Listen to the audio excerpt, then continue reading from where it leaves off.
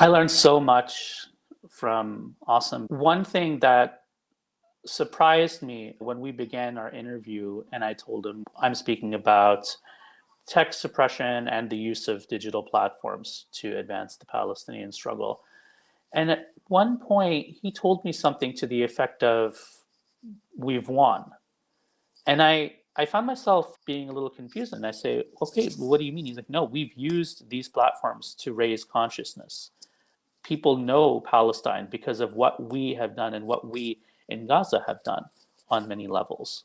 And then through talking to Awesome, that was one of the most crucial interviews in really locking down the process by which Palestinians had very strategically taken to platforms like what we call it X now, but Twitter at the time, and done so with a very careful and sophisticated understanding of the conventions of narrative and cross-purposing these platforms to raise awareness about Israeli strikes and things like that, knowing when and how things would go viral. We said this was the process of many years. And so what we're seeing now is the result of decades of work by people in Gaza. So we have to thank everybody in Gaza, whoever took out their phone. Whenever we're despairing or we're feeling that we're powerless or that there's nothing we can do, we need to ask ourselves, who does that feeling benefit?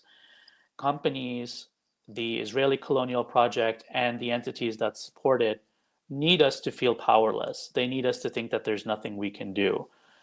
And so the optimism for me often comes from the fact that even if we just do one thing differently, right, we don't know what's going to happen next. Another level of it is there wouldn't be so much time and infrastructure and energy and resources put into censorship if we weren't making a difference. I think we can also get very cynical, and we should, about the kinds of mealy mouth PR statements that we're getting from these companies that have become so routine, but they also wouldn't feel the need to do that if they weren't aware on some level that there's some level of public erosion of their image that these revelations can continue to unveil. Just doing whatever we can wherever we are. And I think the more of us that do that, the clearer it will feel that this is the only thing that we can be doing.